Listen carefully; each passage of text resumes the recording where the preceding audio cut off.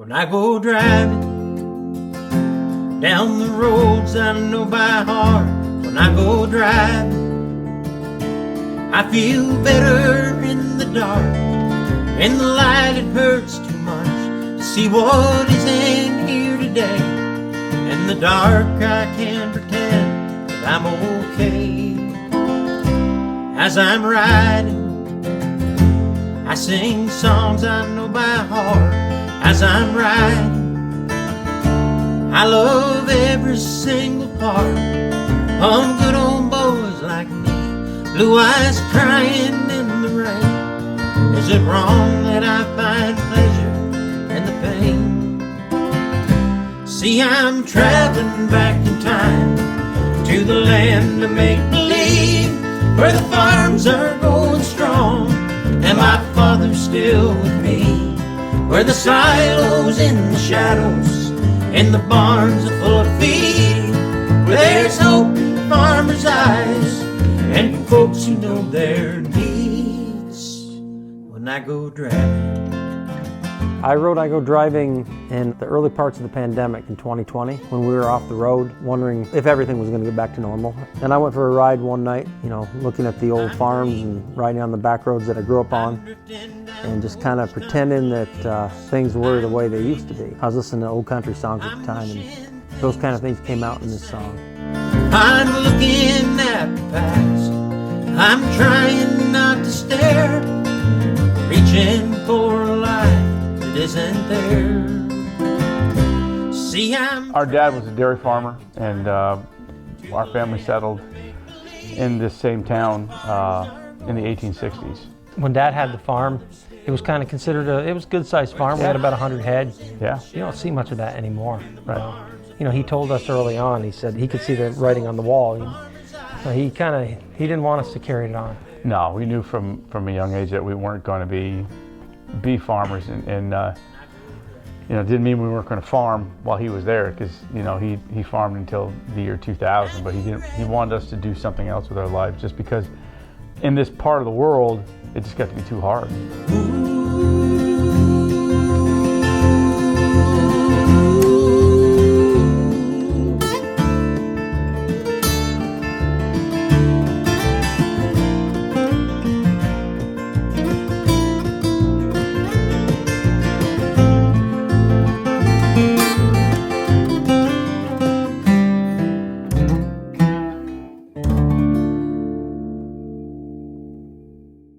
We're at Dick's Century Store and Music Oasis in Churubusco, New York. It's a community that's right up on the Quebec border, far northern New York. So this is a store that has always sort of been a general store, and they sold groceries, gas, guns, and guitars. And when we were really young, I guess 11 years old, 12 years old, something like that, we were told by our father that there was a young man giving guitar lessons, music lessons here at the store, and that we were going to learn how. Thank you. You ever notice the way Dickie always handles a guitar? It's like, you really don't deserve this, but here. I don't think we would have found our way to music without this store. And Dick had put out a flyer about lessons, and it came in the mailbox, and we got off. Mimeographed. Yeah. We get off the bus, and Dad's sitting at the kitchen table. Okay, next week you guys are going to start taking lessons at Dick's. Yeah. One of you's going to play the banjo, one of you's going to play the guitar. And in the same way, he would say, "You're going to get the hay out for the heifers, Leigh, and Eric's going to help me do this." It wasn't. We're highly suggestive. We're just going to do this, and you learn not to fight it. Okay. It's what you do every day. You work, right? So when he said, "You're going to learn how to play guitar," all right, on. I guess we'll learn how to play guitar. So we did. I started life down at the bottom. There were those who kept me there, and I did things I'm not proud of. See if anybody cared. That's the wrong kind of attention. I was young and dumb and loud. Now I'm quiet and I'm older, to believe I'm almost proud. Almost proud don't know how. Almost proud, almost proud. I'm better when I'm not part of the crowd. This is, I guess in some ways, the birthplace of the Gibson brothers. I mean, the town where we are at least is, and we certainly have encouraged them, and they're wonderful guys, both of them. I am proud of what I've been able to do here. In the beginning, I mean, the food and the gas, that's kind of a no-brainer. Everybody needs food and gas. Hunting's big in this area, so the gun shop was pretty easy to get that rolling, but music was a labor of love for a while because we're out in the middle of nowhere. We're not next door to anybody. There's nobody around me at all. So it took a while for the word to get out and for people to realize that I'm serious about doing this. I've been proud of what I've been able to do, go from stocking 10 or 12 guitars to over 1,000. Especially proud of these two young fellows that were able to use a resource that I had started here and really make something out of it. I mean, something great. They've done wonderful with it. When I see them performing, I get that feeling of pride all over again. You can't help yourself. It's so peaceful living here. I planted her some roses, and it seems we're good for now. There's a cardinal at my feeder. It makes me almost proud.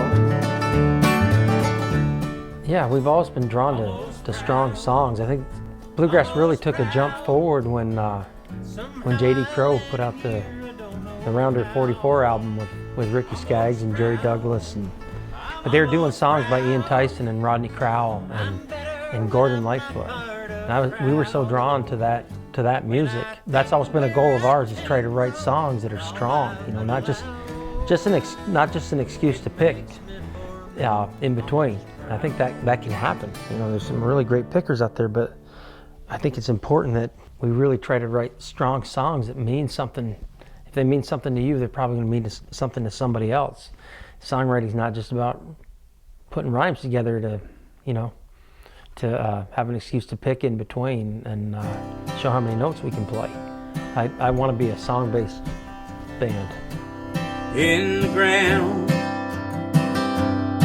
not many years ago, a belly full they'd grow in the ground. In the ground,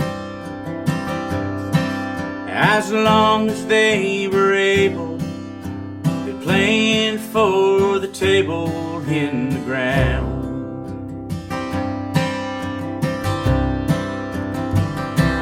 In the ground, like their parents did before, blood and sweat they poured in the ground. In the ground that they held to as their own, they worked and made a home in the ground. In ground like no other, with help from nature's mother, they fed this country, cities, and this town. But in long, slow surrender, with profits getting slender, the family farm now often can be found beneath what some call progress in the ground. So we're just a couple miles from Canada on property that was a part of the Gibson homestead farm that I grew up on. In the 90s, we built a little cabin with neighbors. My dad and Eric and I were involved in building it. We've used it before to rehearse for some projects, depending on the time of the year, and if the road's open enough from snow enough that we can get back here, we'll work up some material in this cabin. And we've tried to write a few songs back here. It's just a quiet place to get away. Some will tell you everything you want to hear. Some will make you question on that you hold dear. Remember what you learned on this little farm. Don't forget, remember who you are. I think it's rootsy and heartfelt. We sing them like we mean them and play them like we mean them. I mean, I don't know how else to say it. We're influenced by old country and bluegrass and folk and Celtic stuff and gospel, and 30 years of doing it, I think we have our own sound.